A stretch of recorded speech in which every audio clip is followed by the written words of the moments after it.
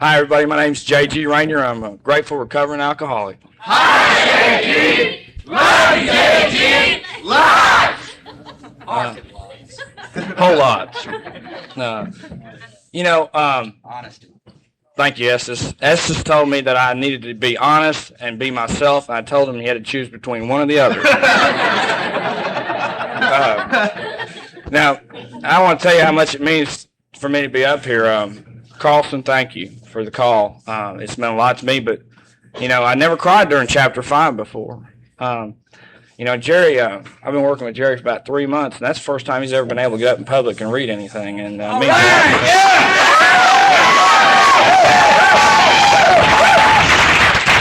And I don't mean to embarrass Jerry, but for me to watch him grow is the greatest opportunity this program's ever given me in my life. And I really mean that, to watch myself and other people grow through the 12 steps. Young people, particularly in the Mid-South region, have meant a lot to me this last couple of years of my sobriety. Almost 2 years ago, I wanted to commit suicide. I was almost 2 years sober, and I was miserable. And thanks to young people, and Estes in particular, getting me involved, I got involved in young people's service, and I decided to get back involved in the program of Alcoholics Anonymous and save my life. And for that, I'll always be grateful. And I hadn't found it necessary to take a drink since January 3rd, 1986, and for that I'm truly grateful, and so are a hell of a lot of other people. Now, I first started drinking when I was about 4 or 5 years old. My father and mother both drank quite heavily and used drugs. Whether or not they're alcoholic today, I'm going to let them decide, because that's what they told me when I got here, and I've tried to listen best I can, although sometimes I'm not so good at that. Thank you, Estes. Estes is, by the way, is taking my inventory. I guess that means he's already completed his own. But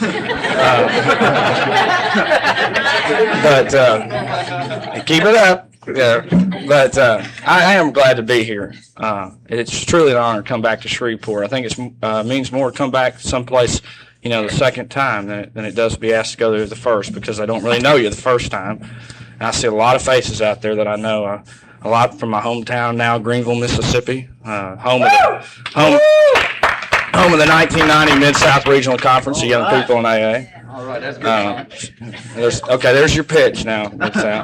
And from Shreveport, the many friends that I made in Shreveport and Monroe and Ruston, and some good friends that I left behind in Little Rock when I moved to Greenville. Anyway, I had my first drink when I was 4 or 5. And without any further interruptions from Estes there, I'll get on with the story. But my parents would have spaghetti dinners, and I would be around at the table, and I could barely see up over the top of the table, and they'd have these glasses of wine, and these were adults drinking this wine, and I would look at the wine, and I'd wonder about it, and finally I went up and asked if I could have a sip, and they thought that was so cute, and they handed me this glass of wine, and a full glass of wine, and I took it and I shot it and drank it all the way down. And I remember feeling warm from the top of my head to the tip of my toes, and the effect. For the first time I ever drank, I had the effect. I felt it. I don't remember much of what happened in my drinking between ages 4 and 12. I know that I was 12 when I first got drunk. I stole a bottle of whiskey from my father, but I do remember a lot of the feelings I had between ages 4 and 12. I do remember that I grew up in a very competitive household, where anything less than an A was a disgrace.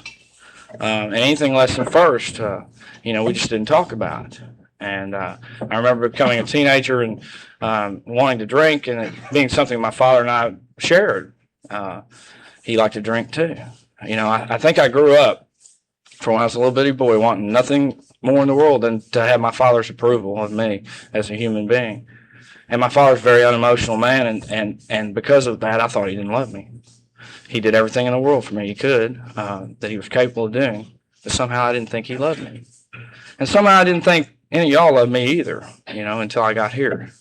I always felt like I had to be doing something to prove myself to everyone, especially myself. I thought if I got out there and I did, and I kept busy, and I did try to do the right things, that y'all wouldn't notice how scared and lonely I was, that y'all wouldn't know how inadequate that I felt. And then I met alcohol, Didn't really remember at age 4 or 5 like I did when I was 12. Didn't really remember all the competitions with my two brothers and my sister after I found alcohol. I drank a fifth with a friend on a camp out when I was 12 years old, and I drank until I got drunk, and I passed out, and I blacked out, and I threw up, and I woke up the next day, and I felt awful. I had the worst hangover I had. And I, didn't remember what happened, and my friend said, "But boy, you sure had a good time," And that was kind of going to be the story, one of the stories of my life. I would hear that a lot. "Boy, you had a good time," or "Do you remember what you did last night?" There was lots of things that went on in my life that I just didn't realize were going on. The favorite saying in my household growing up was by the servicemen, repairmen, was that I've never seen that before. They'd come to fix a refrigerator handle, and on this old Frigidaire we had, and it was like a loop, and it was broken, and this guy had never seen it before. Well, he didn't know that realized my mother kept the cookies on top of the refrigerator. I'd get a running start, get my foot in that stirrup, and jump up there and grab those cookies, because I was going to get them. Because, I got everything I wanted when I wanted it.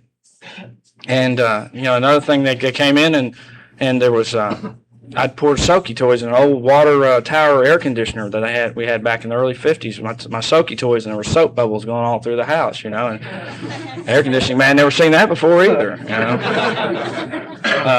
They never saw a dishwasher door that was, bent, because I found out if I opened it up and stood up on there, I could lean to the sink and get a glass of water, And I didn't ever think I was doing anything wrong. I thought I was really taking care of myself.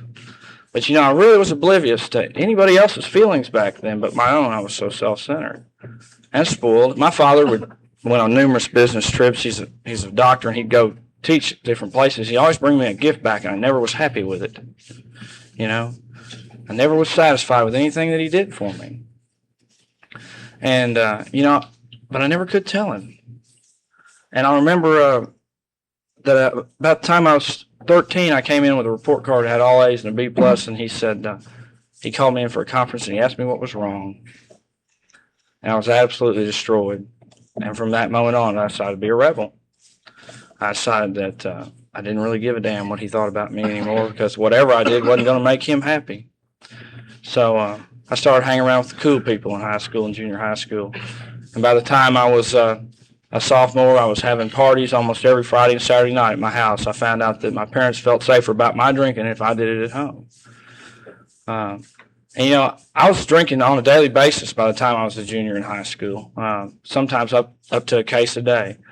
I was introduced to pot about 17, and I would smoke a joint and drink a quart of beer before I went to school, and do the same thing during lunch, and afterwards I drank until I pass out. And in spite of all this, I finished in the top 10% of my class. So, I was able to dodge a lot of the heat that would have come had I, had been in trouble with school. And I'd get arrested every now and then for little things. And then beginning my senior year, I got arrested for possession of marijuana, and I got put on probation, and I had to stay home a lot that first part. But as soon as I got off probation, I was back out there doing it like I had been before. I don't know when exactly the insanity of this disease set in on me. It may have been the very first time I ever had a drink. But I do remember the first time that I ever had to suffer any consequences, really, for any of my behavior. And when I got to AA and I started doing an inventory, and I came in Little Rock, Arkansas, and I had a sponsor who brought me through what they call a Little Rock Approach Plan, and I had to write a case history of my life and tell everybody tell this guy what all the things I'd done and how I'd felt about everything that I could remember since, like my first drink. And when I was a senior in high school, I was elected a senior with the most school spirit. And about this time, streaking became popular across the country.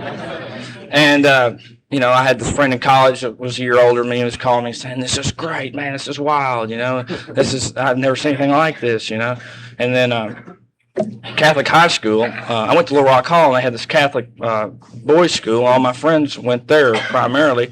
Well, they decided to come over and streak my school that I'd just been elected senior of the most school spirit at.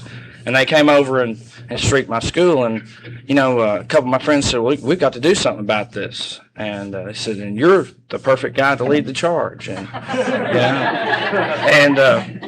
so I thought about it, and there was another Catholic high school in the area, but it was a girls' Catholic high school, and so I decided that we'd go there. That's how we were going to get even. So I remember getting, going to Magic Market, getting a sack, punching the holes out, scared to death, but doing my best to let them know that I wasn't, and getting undressed and jumping out of that car and running down a driveway, and there's girls at the windows and they're screaming, and three nuns walk outside door and they faint, and I get suspended from school. But the most embarrassing thing about it all was that a friend of mine's little sister said she recognized me even with a sack over my head. and yeah, let me tell you something, when you're redheaded you can't get away with anything, even with a sack over your head and no clothes on. And I tried to be more discreet after that, I got rid of my license plate that was personalized and those sort of things because I was too easily spotted and too easily caught. But that's one of the things I don't think I'd done in my right mind. I wasn't in my right mind. I was 17. I was crazy. I was wild. And I didn't know what I was doing. I didn't know how to live. I heard Keith talk at Archipon. I don't want to take his talk, but so many of the things he said about himself, I feel about me. I didn't know how to live. I didn't know what to do. I kind of tried to follow everybody around and and do what they were doing, and I just got in the wrong line and started doing everything wrong.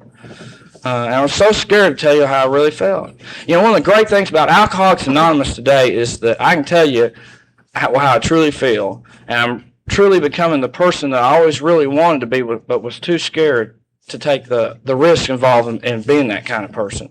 It's a real sense of freedom that I couldn't get anywhere else, and I tried a lot of things. Went to college, and I was everything in college. I was a frat rat, and I was president of fraternity, and I was the rush chairman, and it just was a cover for me to drink. If you called home and talked to my parents, they said that I was majoring in partying. And I got through college, and I got out of there and got back home and didn't know what to do with my life because I really didn't ever take a single course that would benefit a human being. I had thought about going to law school, but somewhere in the back of my mind, something told me something was wrong. That I didn't have what it took. It didn't matter how smart I was or where I came from. That I didn't have the discipline. See, and that was my problem then. I lacked discipline. And I moved to Houston, Texas, and I was going to make my fortune in the oil business. After all, I had 2 college degrees, and I was a pretty smart fella. And they didn't want to give me a vice presidency of Exxon right away. But I ended up being the foreman of a oil rig onshore, and I didn't like that. I was never satisfied with anything, and so from there I went to being on the railroad and being foreman of a painting crew. And then one day I decided I didn't like Houston, Texas, where I'd moved to, and I was going back home. But while I was down there in Houston, I probably took the first steps towards getting to Alcoholics Anonymous, which would happen years later that I ever took. And I went to see a psychiatrist, and of course he was the world's best because I wouldn't settle for anything less at the time. And he told me that I had to do 2 things to change my life. He said, number 1, I needed discipline, and this I'd already figured out on my own. And number 2 was that probably because of the intensity of my emotions, that he thought I ought to be on tranquilizers for the rest of my life. Well, my father was, I told you, was a doctor, and he liked to mix Seconal with his whiskey and Valium with his whiskey, and I saw how it changed his personality when he did it.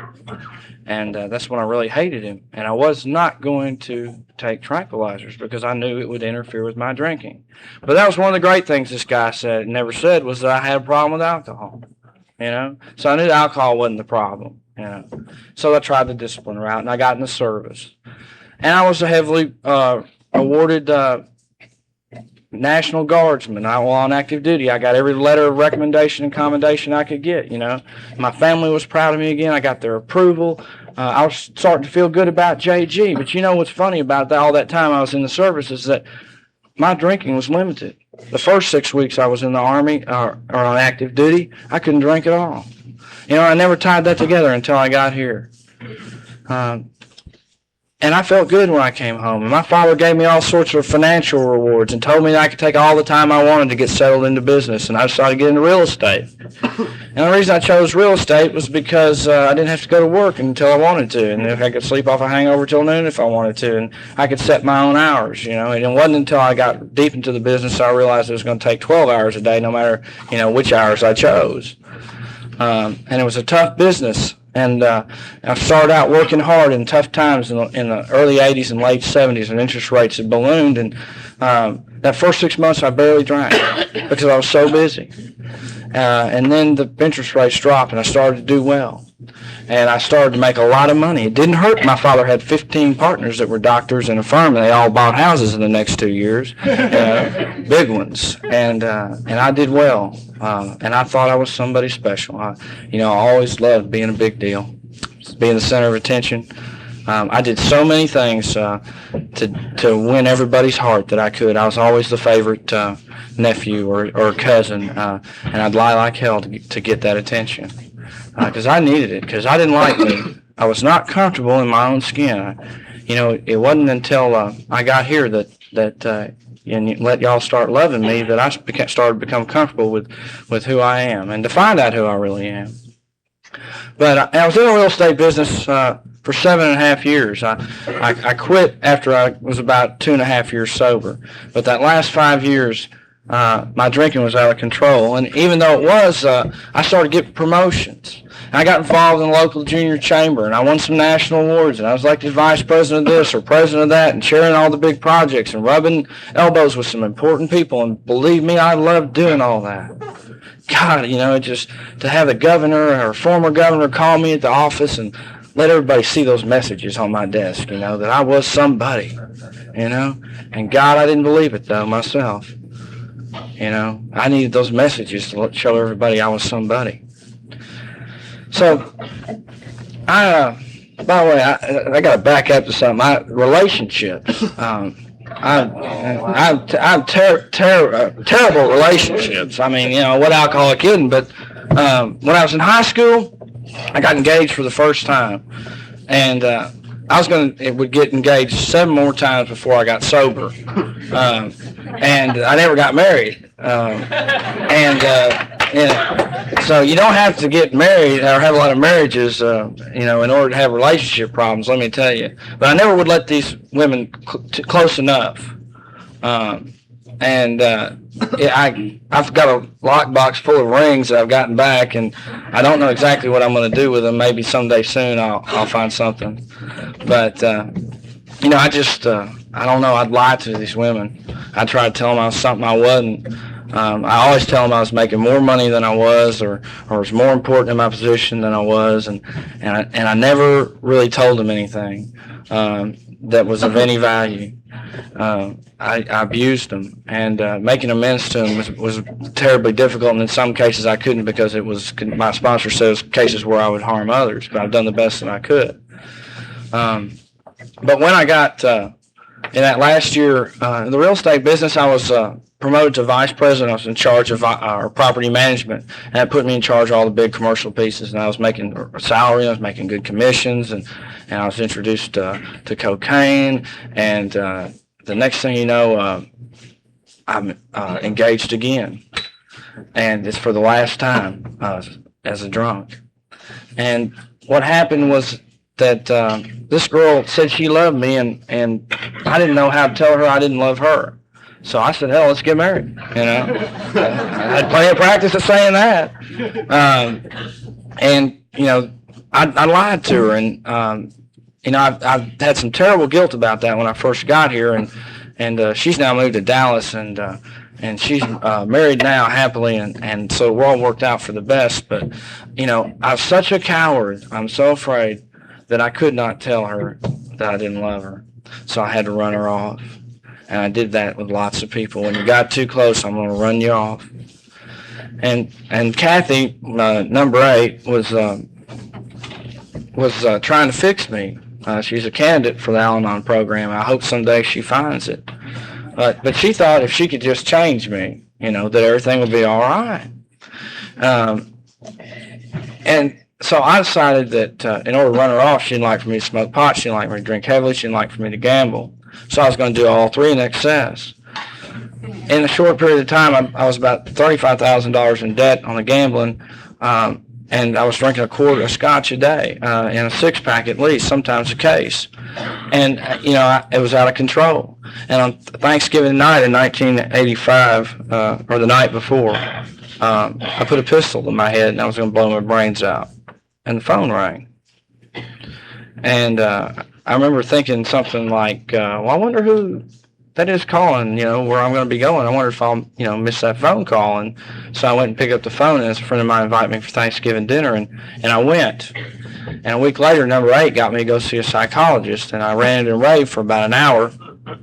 And he asked me if I thought I was an alcoholic, and I told him no, I thought I was a manic depressive or a paranoid schizophrenic, but I didn't think I was an alcoholic. And I was serious, y'all. And he referred me to AA, and I didn't go at the time. I went up to Mountain Home, Arkansas, because by this time, I was about 3 or 4 years behind on my income tax returns. I got a resentment against Internal Revenue and just decided not to file. And it took about 3 or 4 years for the computer to catch up with me. And federal marshals were banging on my door, and they were tracking me down, trying to track me down at work. And so I took a leave of absence and split and went to Mountain Home, Arkansas. And I remained, I did not take a drink for 30 days. I went past New Year's in 1986, and then my girlfriend, she was ex-fiance by this time, but we were just trying to be friends, invited me to a birthday party, and I got angry at her and got real drunk. And that was the last time that I ever took a drink, was that night. I don't remember entirely what happened, just parts, but I was called by 3 friends the next day. And one of them said, 2 of them laughed and thought it was funny what I'd done, and the third one spelled out in detail. But he said I got drunk and fell into a band and knocked a microphone into the lead singer's mouth and chipped a tooth. And then once they helped me up, I fell across a table full of girls and spilled their drinks all over them and really impressed them. And then I staggered and fell into a potted plant that kept me from going through a second-story window out onto a busy street. And this friend of mine said, who I respected, I had known in junior high, high school, and college, said that he didn't know if we could continue to be friends anymore if I drank the way that I drank. Well, see, the federal marshals were after me, and this friend of mine was going to abandon me, and number 8 said I needed help, and then the boss called me in, and he said if I wanted to remain employed with this company that I need to do something about my drinking. And so I turned to my 2 biggest enablers, my parents, and they said they'd had it with me too. But if I wanted to do something about my life, they would help support any effort that I made. See, my father had a brother who was in AA from 1947 until the day he died, and I never really knew much about AA. I thought my uncle went there to learn how to drink. I knew he'd had a couple slips early on. I'd heard about it. But I didn't understand anything about Alcoholics Anonymous. I was coming here to get the heat off, and I don't think anybody comes here because they want to, Like Clancy says, wake up, go out and smell the roses in the rose garden one day and say, I think I'll go to AA. It just didn't happen. So I went to my very first AA meeting to make all these other people happy. And my boss had lined me up with a lady that worked in my office that I'd seen slip a couple times, and I'd seen how AA worked for her. But this last time, something was different. Something had changed, And I tried lots of things, and I was afraid that AA just wouldn't work. So I was scared to go. But she took me to my first meeting, and this was 3 days after my last drink, and I was going to go to federal court the next day on the income tax. And at this first meeting, I went around the room, and everybody introduced themselves. When they got to me, I said that I'm JG, and I might be an alcoholic. And they went around the room, and everybody talked about it. They had a first step meeting that day, and it took me a year to realize they did that for me. But they had a first step meeting, and I was able to identify myself and what they were saying. I heard them talking about me, and they didn't even know me.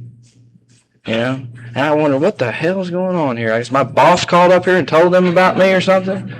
And I just couldn't figure it out. And I don't know, I felt like when it came back around to me and they said, you don't have to say anything, I blurted out, I'm JG and I'm an alcoholic. Well, I don't know what happened that moment, but the greatest weight that I've ever carried on my shoulders left me that day.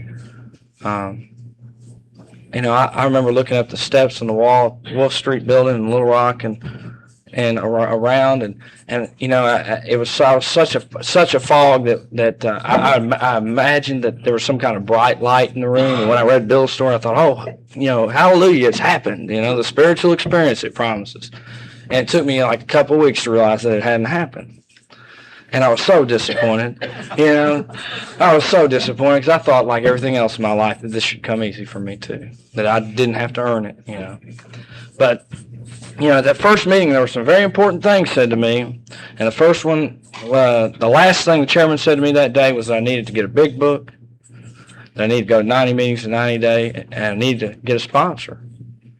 And so I went down and got the big book, and I went, started on the 90 meetings in 90 days, and I was talking to this guy, and I said, sponsor. I said, what's that? And he says, well, that's somebody that's going to help you work the steps. And, so what do you look for in a sponsor? And he said, well, it's somebody that has something that you want, So I checked around, and I found a guy that had a Mercedes-Benz, and I asked him to be my sponsor.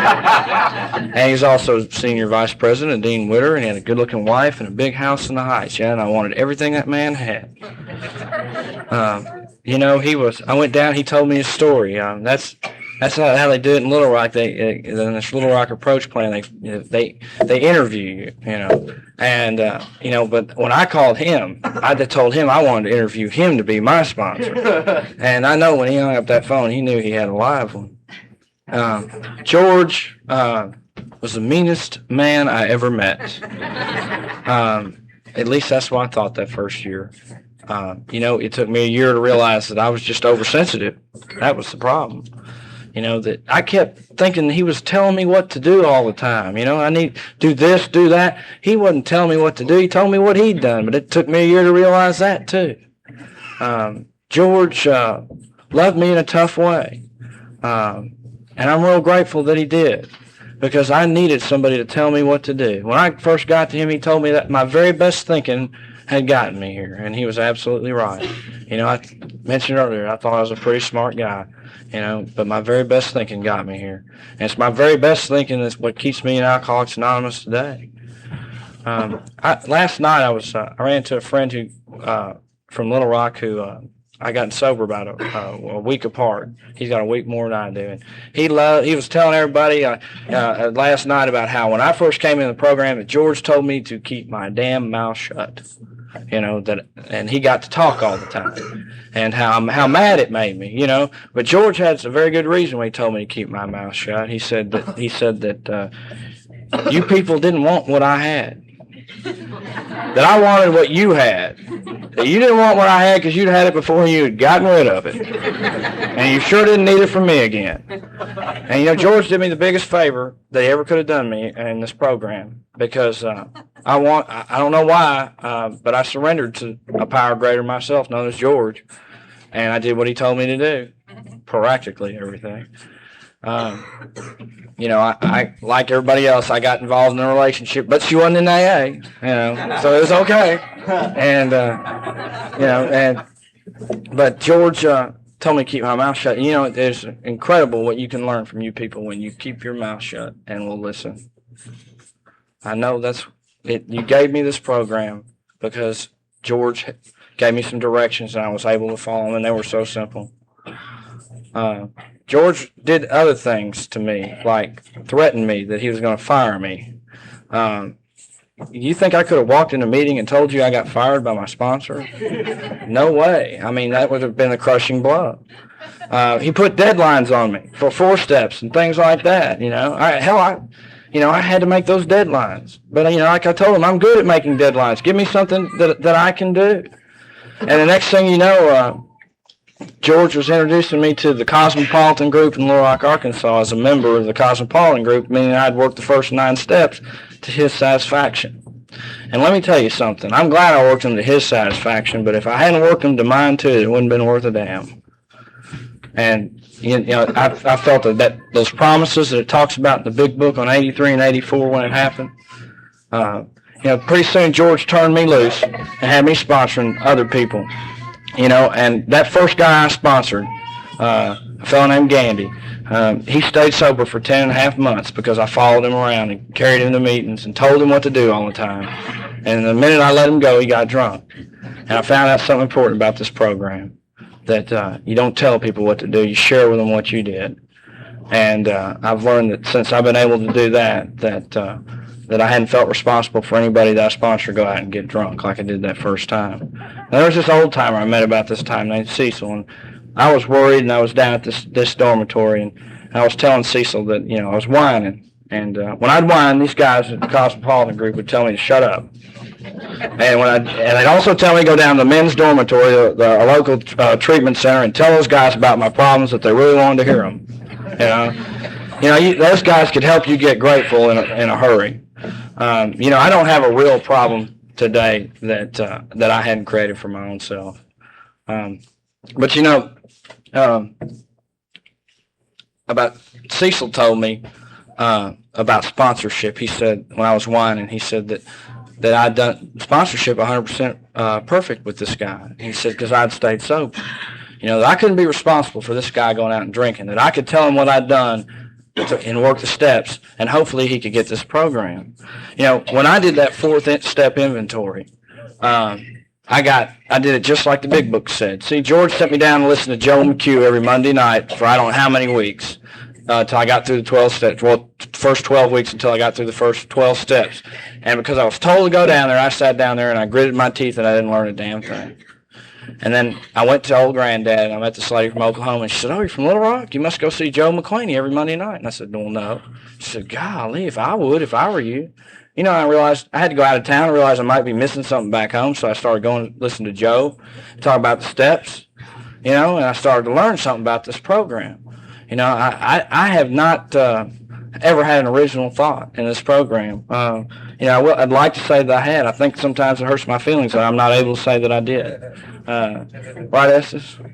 But, when I did this 4th step, I did it just like the big book said, and I just thought that was too simple. See, because I'm a pretty complex guy, and this just didn't seem to cover it all. So I went down to the central office, and they had one of these 4-step guides, and it had lots of different ways to do this deal. And so I did all those different kinds of inventories like it said, and I called George up, and I said, "George, I've done my 4th step, I want to come down and see you." And he took it down there, and he looked at it, and he started shuffling through this stack of paper about this high, and he started going through it, he's throwing everything aside. He got to the inventory the way Joe McClaney in the big book said to do it. He said, "Oh, now we can get started." And it's that simple. And I just couldn't grasp simple things like that without a lot of direction. I had to learn to trust people before I could learn to trust God. And that was tough because I never trusted anybody before I got here. When I did the 5th step, see, George, he knew everything about me already. I've been telling it to him over the telephone. So I decided I'd go see an Episcopal priest.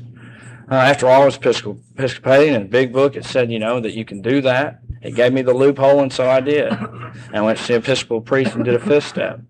I remember it being that being the beginning of the spiritual experience that the big book talks about. But some months later, I decided that wasn't quite enough, see, because when I came to Alcoholics Anonymous, I built these walls up around me. And I've been trying to tear them down brick by brick. And in order to do it successfully, I was going to have to find an expert on me. And the only expert on me was sick. So I had to tear down these walls and keep tearing them down. Well, when I took that 5th step to somebody besides George, I look back on it now as that I was starting to build that wall back up between George and I. And it started to bother me more and more. And then one day I was reading that line in the book. It says, if we would expect to live long and happily in this world, we must be entirely honest with somebody, And it didn't say somebody's. And the way I interpreted it at that time was that I need to go back to George and tell him the truth. And it's very painful to see because I built up this false image I felt with George, and it was very painful for me. And then, when I get through, I find out he's realized it or knew it all anyway, And I've just been pretending to be something I really wasn't. That's been one of the biggest problems I've had in this program is when I try to pretend that I don't hurt. God, it causes me more problems than if I just tell you I'm hurting. I need to work the steps. Will you help me? Sometimes I'll just hold on to that hurt and hide and smile and say everything's fine, and it's not. but I'm getting better at it. Somebody say something if I feel uncomfortable about 50% of the time now. I can tell you that it upsets me. I used to be too much of a coward to take that risk to take care of myself before I came here. When I got to step 6 and 7, George told me that God was going to do this. Joe really helped me with understanding that it was the things that in my inventory that I find objectionable and willing to let go of. As time goes on, I continue to take personal inventory. I've come to realize more things I need to let go of, and more so what I honestly am willing not to let go of. Some of these things I find objectionable about myself, I'm not ready to let go of. But I know through this program, my life has changed more than I ever dreamed it could. Not too long ago, I was able to quit smoking cigarettes, and which was a terrible addiction of mine, and I used the steps to do it, and I don't think I could have done it any other way. I got a lot of support from a lot of people out there in the program that had done the same thing. But, I was hiding behind my cigarettes, just like I do just about anything that I do compulsively. It's to keep me from taking a good look at myself and what I don't like.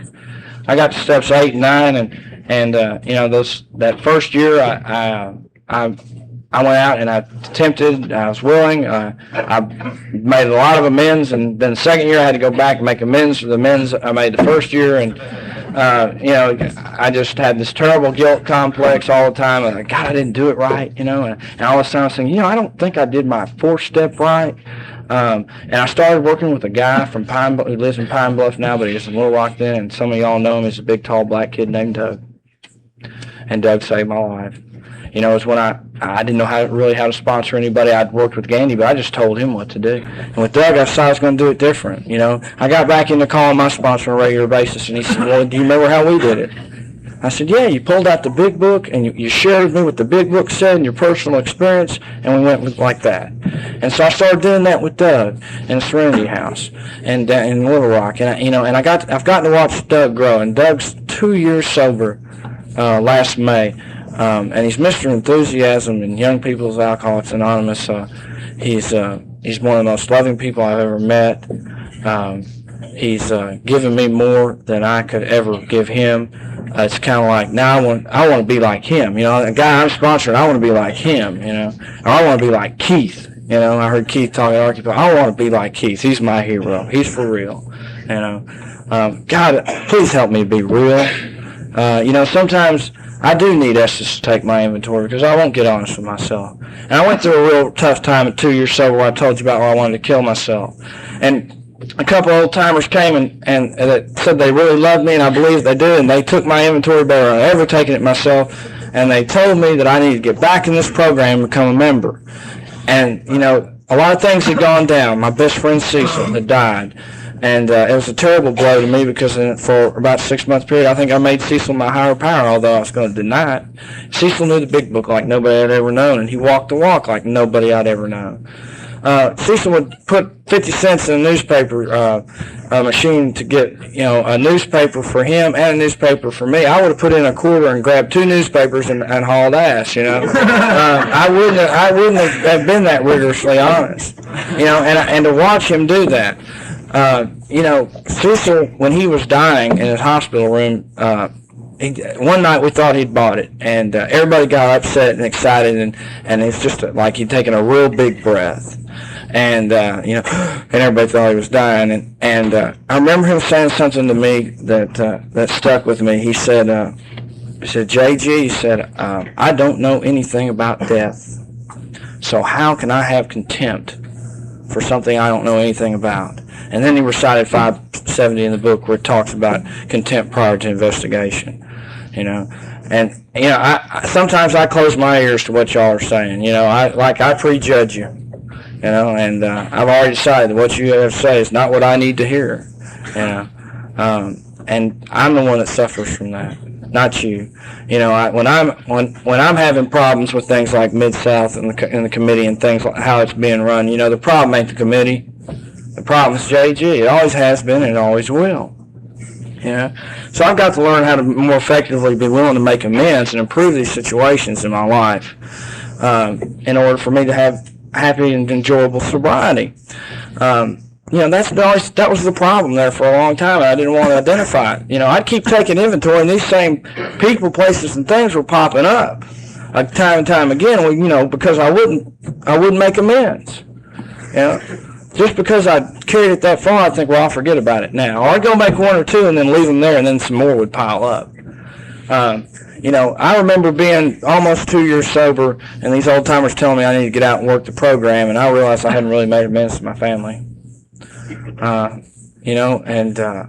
That year I'd skip going home for Thanksgiving or Christmas because I had in my mind that they didn't love me anymore, and I couldn't have been any more wrong. The thing about that ninth step is the real beauty of it is that few seconds for me when I can admit that I'm wrong, or that I can pay some money back and apologize and admit that I was wrong. Nothing in this program gives me the feeling that those few words can give me. But it takes some work. It's not just going up and saying. It's changing. It's doing. With my family, my father, he didn't want to accept that I was serious about this program until I was about a year sober. And about a year and a half sober, he and I started talking again. And he came to see me in Little Rock and spent a weekend in an apartment I had. And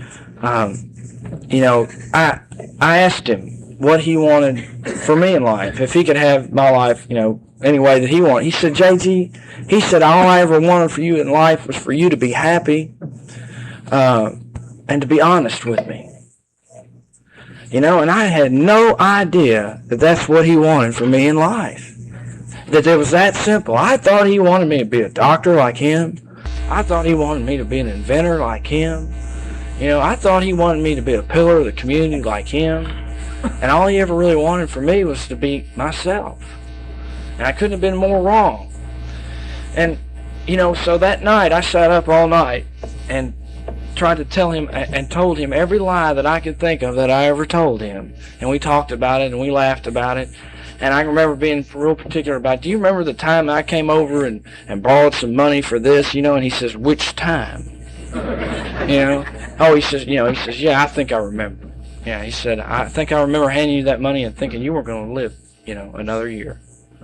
And, God, my father, he's a great guy. I never knew that till I got sober. My father's a wonderful human being.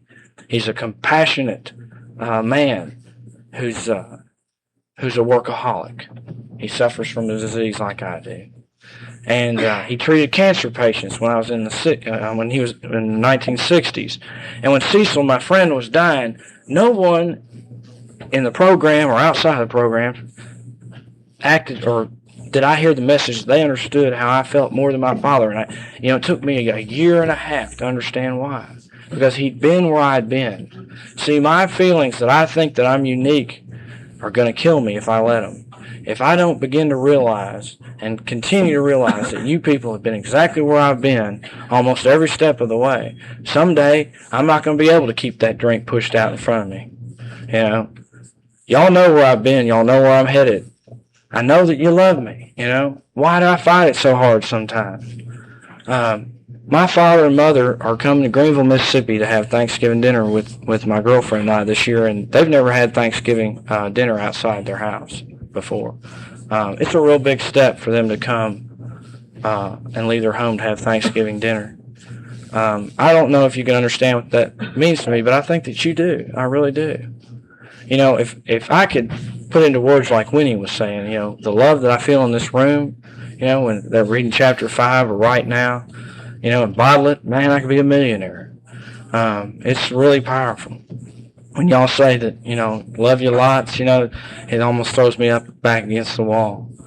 I've never had it so good, y'all. I've never had it so good. But I had to work the steps. Sobriety for me is not worth a damn if I'm not working the steps. I try to say that it is. I try to pass it off that it's okay, but it's not. For me, it just never really has been. Estes is, and I will talk about faking it till you make it. But God, we got to make it sometime, because you can only fake it for so long. Another amends that I made was very important to me is I had a sister. And my sister has multiple sclerosis, and for several years she was confined to a wheelchair. And she has a little boy who's the only grandchild in the family, and therefore my only nephew and the apple of my eye. And after a while, she wouldn't let me see him anymore. And that really hurt me. And so the very first amends I made to my family was to my sister. And once again, I went and told her how wrong I was. I'm sure she did some things to me too. We're brother and sister, because usually went tit for tat.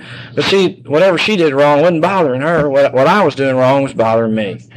So I went to my sister, and last March I went to an AA convention in Fayetteville, Arkansas, and it was the weekend of my belly button birthday. And I stopped in to see my sister, and she had a surprise birthday party for me. And I had absolutely nothing to do with that. You see, a higher power, a power greater than myself that I found through you people and working these steps is how I got that birthday party. Nothing that I've gotten out of this program's been bad. If I'll just take a look at it, the things I think that were bad are really good. I just hadn't been able to realize it yet, or I hadn't given it time. I think one of the popular sayings now is, don't quit 5 minutes before the miracle or something, and I don't want to. I want to keep going with this deal, and I'm sure I can with your help. When it comes to making amends, now I kind of look forward to them at times. Sometimes I get frightened, and I have to ask for help. You see, I can't do any of this alone. And thank God I don't have to anymore, because when I was doing things alone, I screwed them all up. I still screw up a lot of things today, but it's getting better. A year and a half ago, I moved to Greenville, Mississippi, and it was one of the greatest experiences of my life, but I didn't know it was going to be. I was scared to death to move down there. I picked up and left my home at 32 years and moved to Greenville, Mississippi. And I'd wake up in the middle of the night, 6 months after I moved there, and go, what the hell am I doing in Greenville, Mississippi? I didn't know what I was doing in Greenville, Mississippi. I moved down there to be assistant director of an adolescent treatment center and change careers, make a career change. And 3 months after I got there, they pulled the funding. But they offered me another job with more money and more prestige. And, I thought, this is definitely God's will for me. When I got down to Greenville, Mississippi, I was real lonely. And I used to call Estes a lot. And I used to call a friend of mine in Shreveport who's been very, very important to my sobriety and a lot of other young people, a fellow named Michael J. And Michael J. would say, why don't you start a young people's group? And I went and I tried and I talked to some people, and they didn't seem interested. And then the guy that had got me to move to Greenville, a guy named Michael B., said, yeah, let's do it. And on July 25th of 1988, we had an organizational meeting at a girls' home, and we started the very first young people's group in the state of Mississippi that's registered with the General Service Office. Mississippi's the frontier. Since then, there's other young people's groups that have started in the state of Mississippi. We went down and helped Jackson, and what they really did was start a young people's meeting, but that was progress. But you know what those young people in Jackson did? They went down to Meridian and started a young people's group, and they did it without us, and how dare they? And the young people's message is getting carried through the state of Mississippi, and once again, JG doesn't have anything to do with it. If it's meant to be, God will make sure that it happens. Now, this bid committee stuff, I'm sure there's a lot of fussing and fighting on conference committees, but it's all part of a growing process. And if you read, right, Estes, and if you read the second edition, forward to second edition, it describes, how the traditions were formed. Well, that's a lot of what's happening with our young people. When you see some of this fussing and fighting, they're learning to grow and work with each other because they're erratic, erstwhile alcoholics that it talks about in the book. But I tell you what, I've got more growth from having to work with you one-on-one. When I just go to meetings with you, I don't have to grow with you. I can go in there and say anything I want to say, but when we have to work together, that's when I really see what kind of program I got and you got. And I want to know who I can depend on. And, in a tough time, I want to know who I can depend on. I want to know who's going to save my life. 1990, Mid-South, coming to Greenville. It's a dream come true. All right. I knew it would happen eventually. I just knew it would. I knew that what was going on there was just too special to be ignored. I'm sorry it didn't come to Shreveport, and I think it will someday soon. I really do, because what's happening in Shreveport, which, by the way, I failed to mention, has probably got the best young people that I know of in 4 or 5 states. It's right here in Shreveport.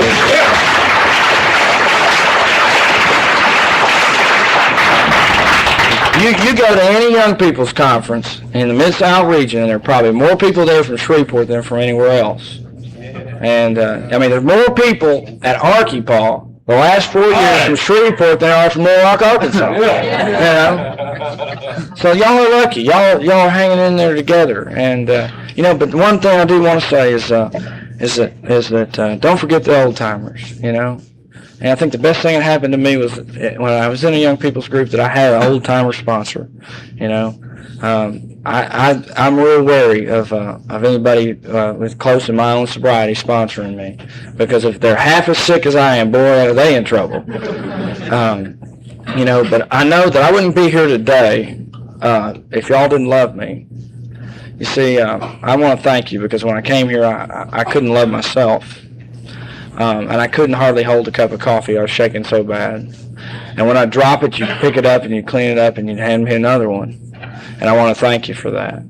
And when I was hurting, you would come and hug me, you know. And I don't want to tell you what I thought about these women when they first started to hug me, but it was a lot nicer than when I thought about the men.